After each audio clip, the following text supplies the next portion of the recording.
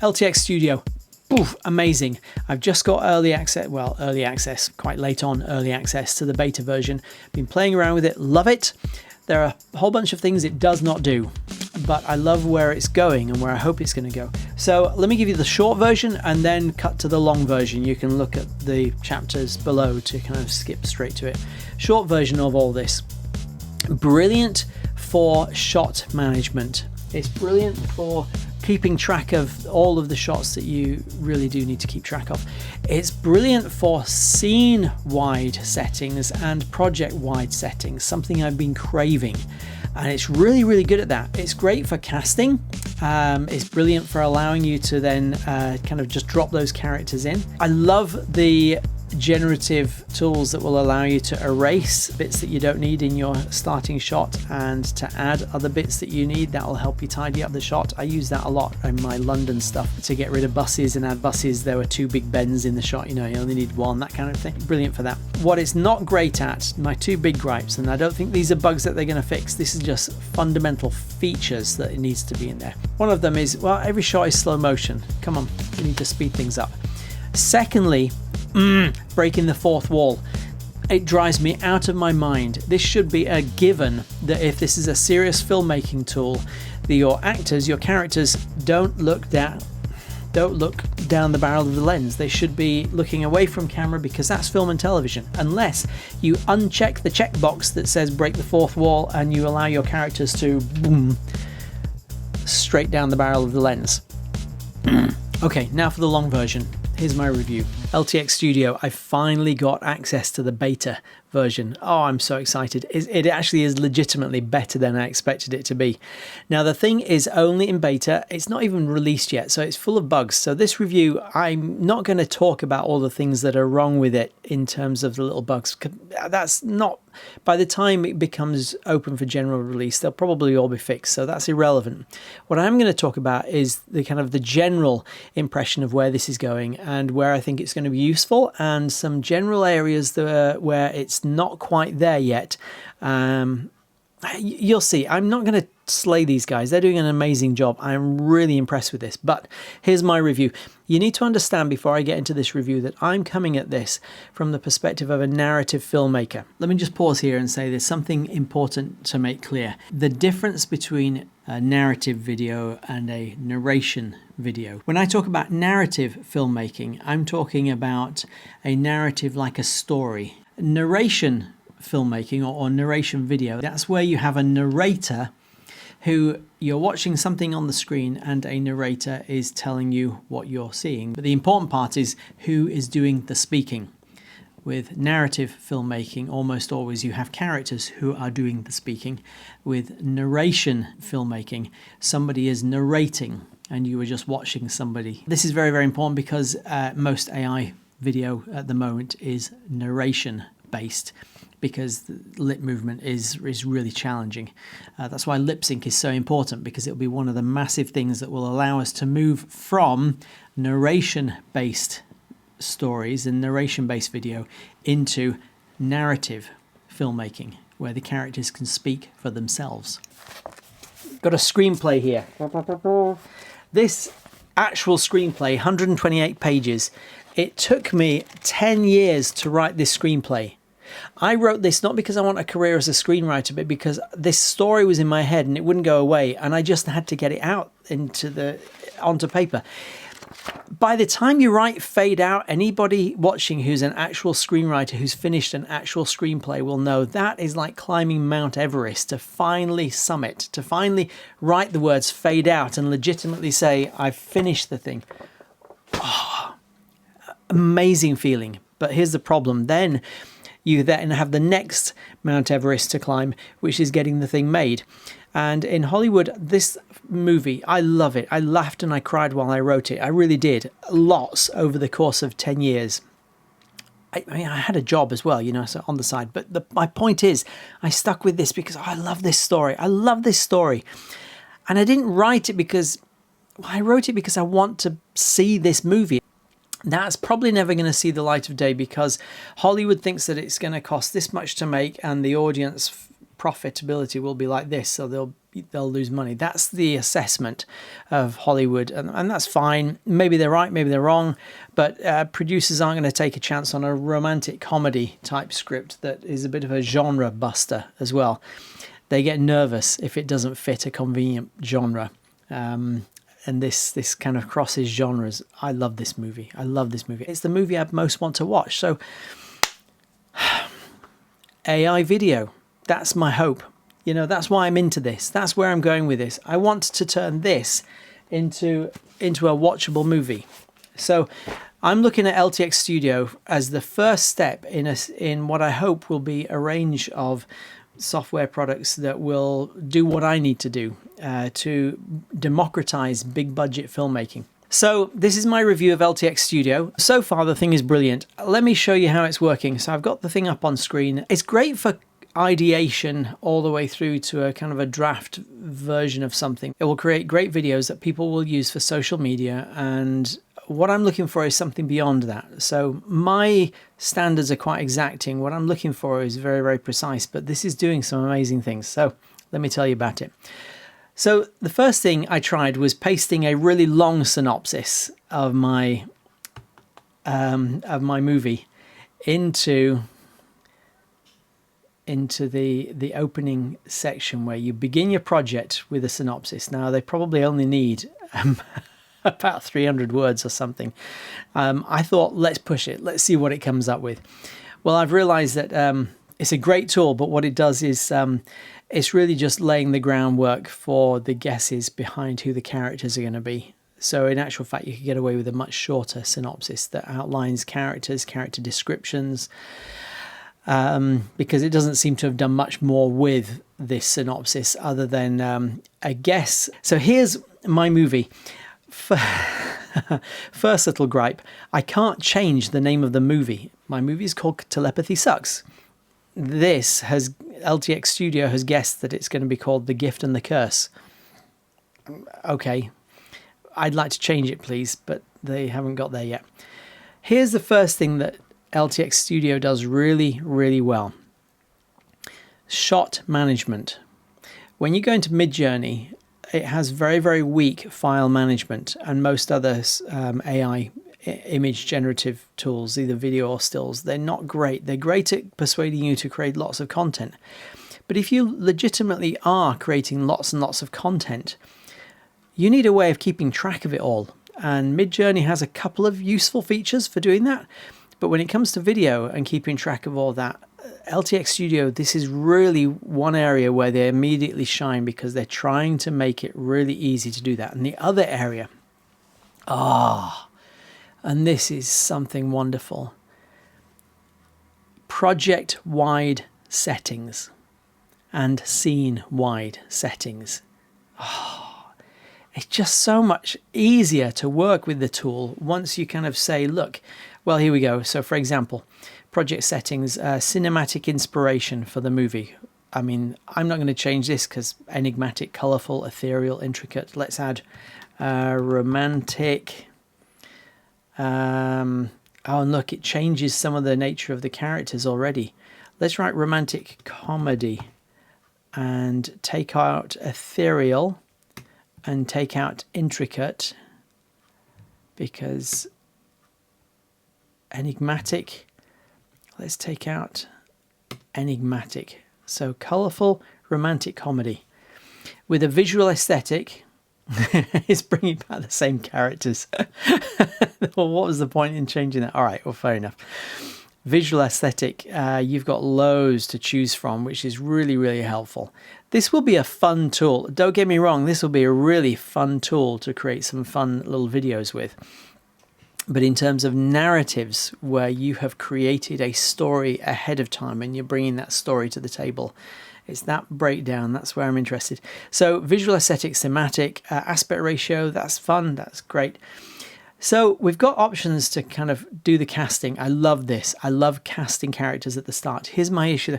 I can't figure out whether this casting is for the whole project or for just the first scene, because it seems to be the case that when you type in a prompt, you'll see later, it seems to go back to the original costumes that the characters are wearing in the original casting, which you don't want. You need that to be neutral, so you almost need just neutral characters in t-shirt and jeans, just plain white t-shirt and jeans, or something really neutral like that, so that the AI doesn't fight with the clothing of the original characters. We don't need that. Because if you look at these characters, for example, let's go into edit, and you've got the option, here we go, Daisy Thompson, age 28. Well, my character is 23 at this point, so let's see if this is actually really good. When you change the age, it does change the character. Watch in a moment.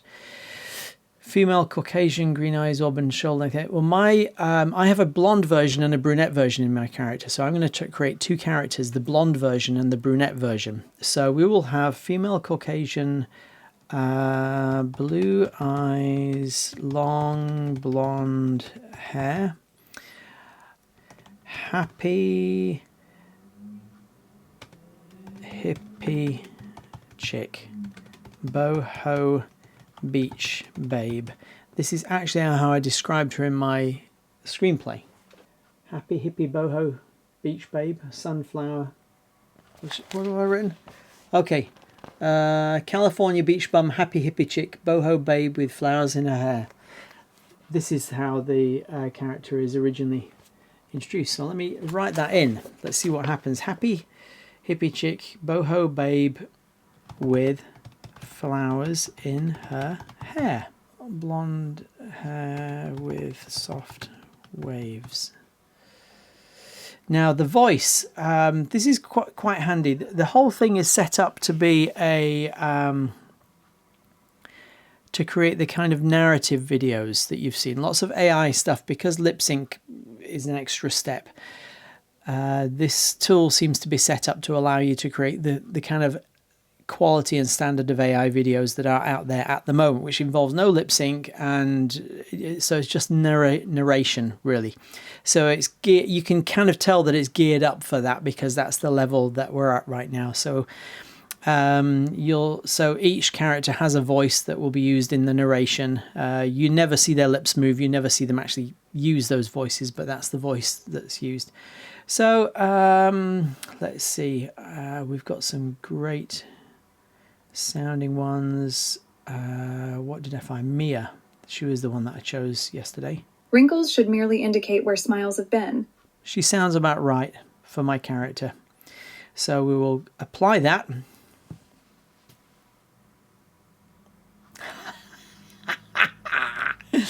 She looks like the character I imagined.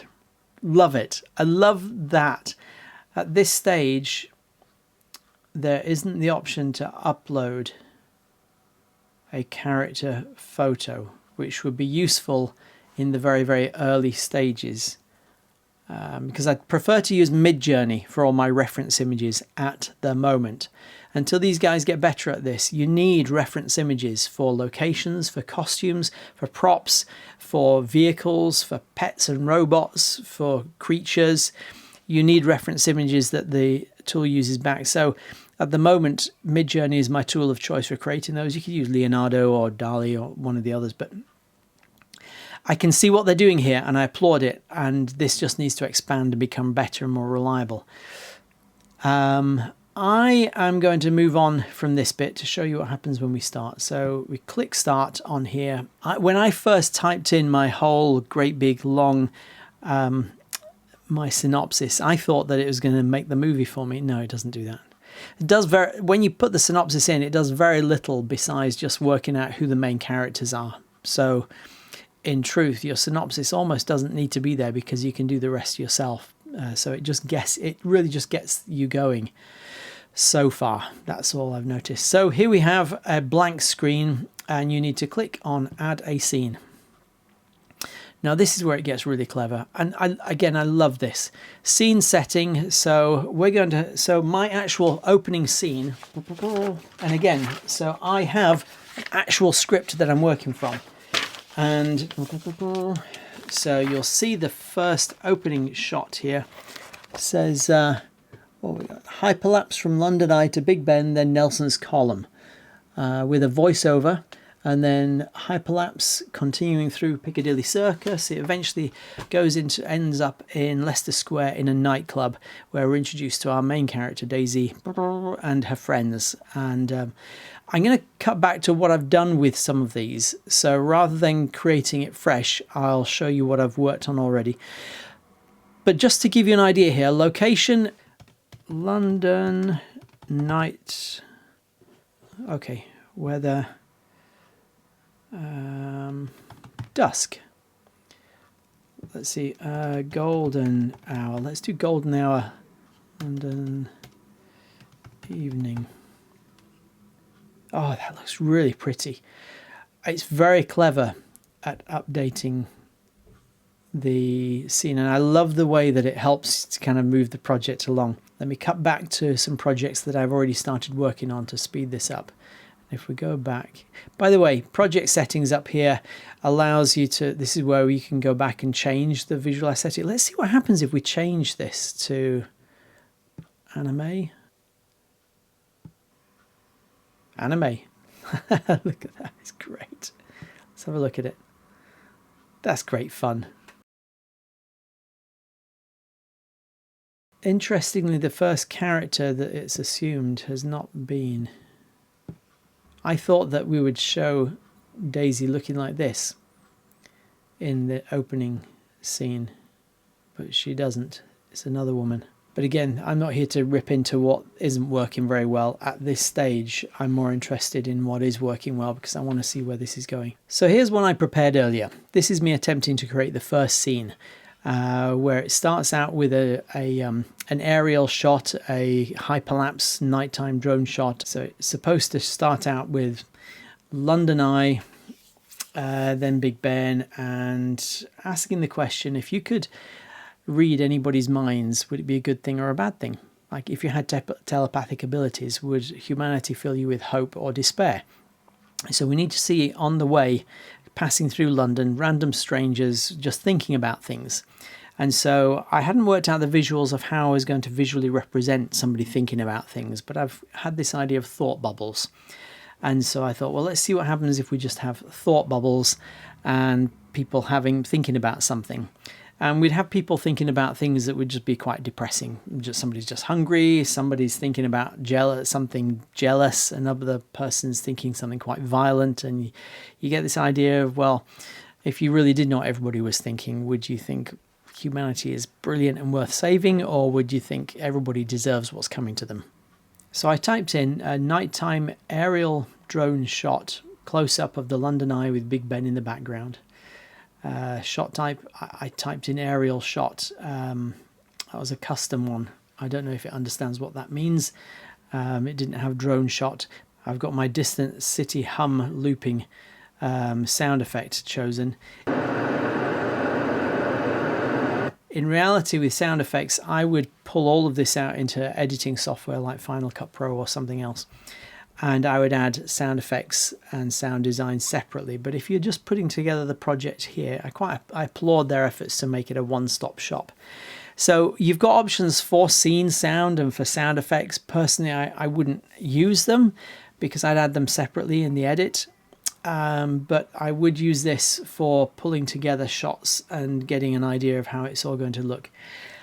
The other thing that I would use this for is consistency of imagery. Let me show you something that wasn't working terribly well and how I got around it. Nighttime aerial drone shot, moving from an aerial drone shot close up of the Big Ben clock face, moving down to a red London bus at street level. So I'm trying ambitious things here, swirling around the Big Ben clock face and then getting down to near street level and looking at a bus.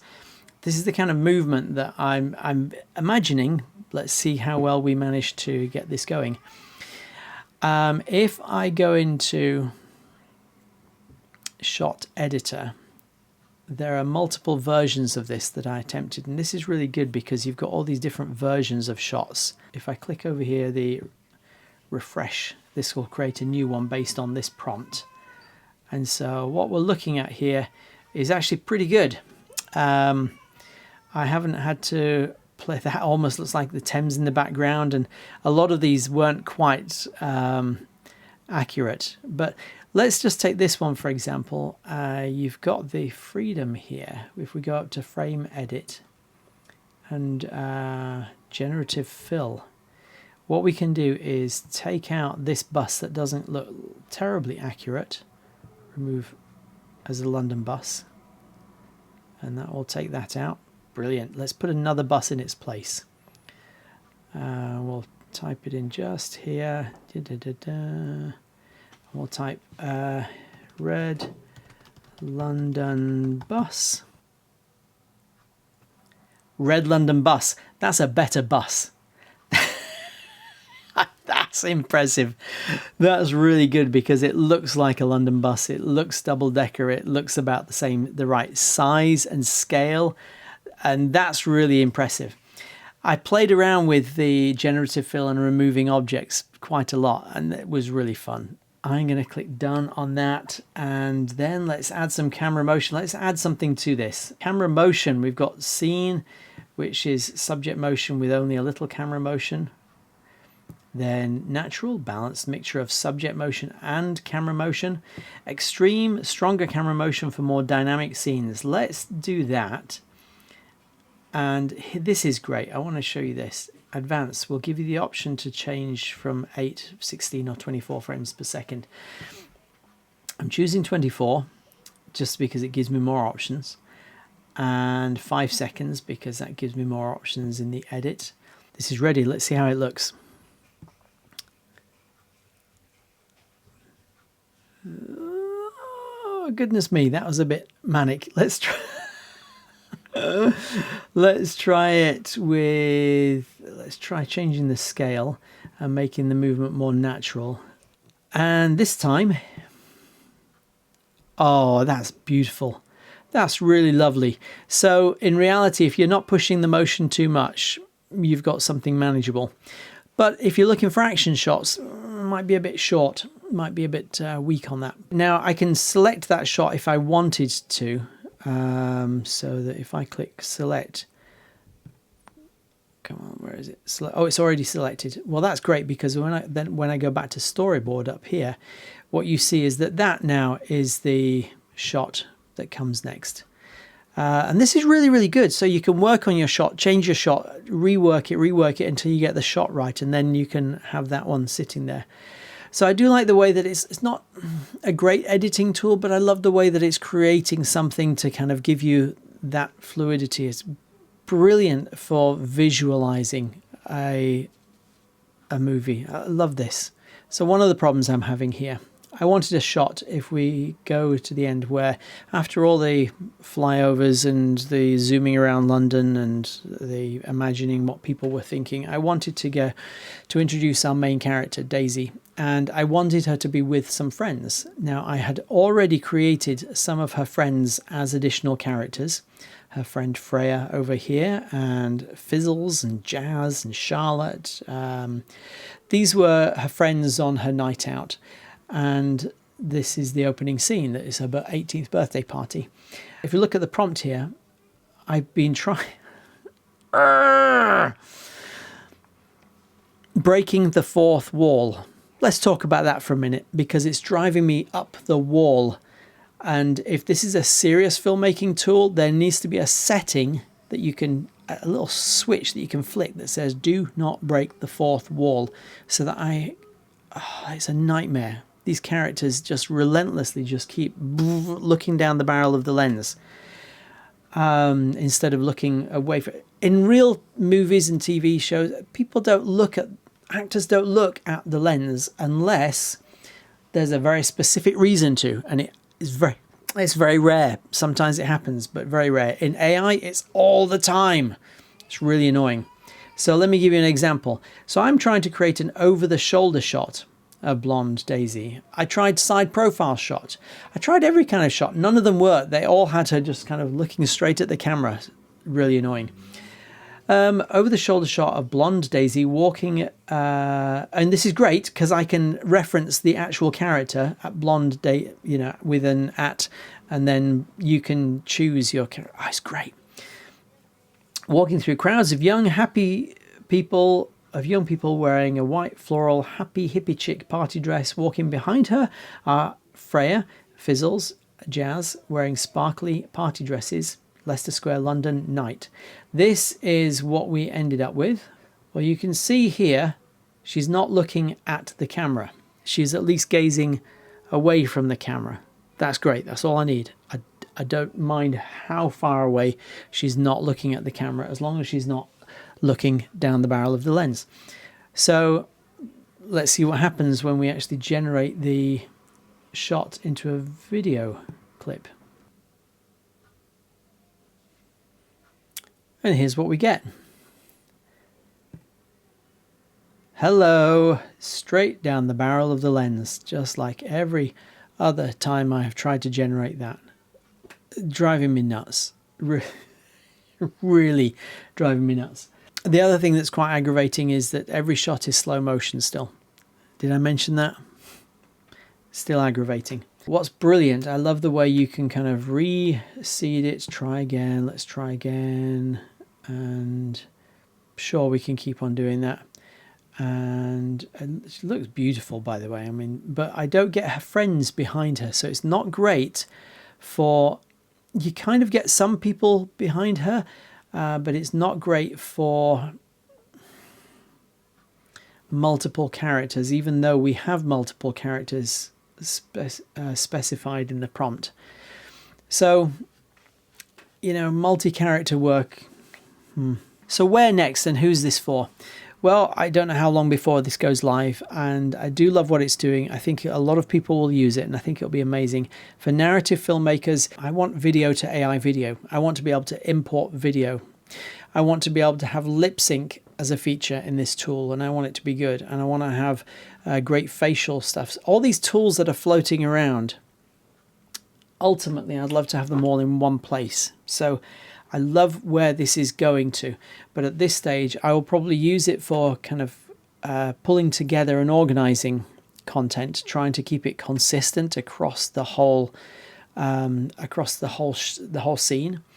But I'll need to then export it out, to then add lip sync, to then try and have the actual dialogue added. I would love in the future to see a tool like this that is plugged into some great screenwriting software, because I really believe that I don't think that we will ever get to the point where AI replaces humans for the creative process. Entertainment is an emotional thing. Filmmaking is ultimately an emotional thing. It's great stories that will succeed with AI video, not the tools. So a great storyteller could create some engaging content with fairly weak AI tools, and a bad storyteller will still create bad content with amazing AI tools. So it's not enough to rely on the AI tools to do all the work for you. You still need to be the one with the creative vision, and you need to have an understanding of human connection to get that. I'm going to start sounding all ethereal, but I'm saying if you want to succeed in this, don't expect the AI to ever do everything that you want it to do.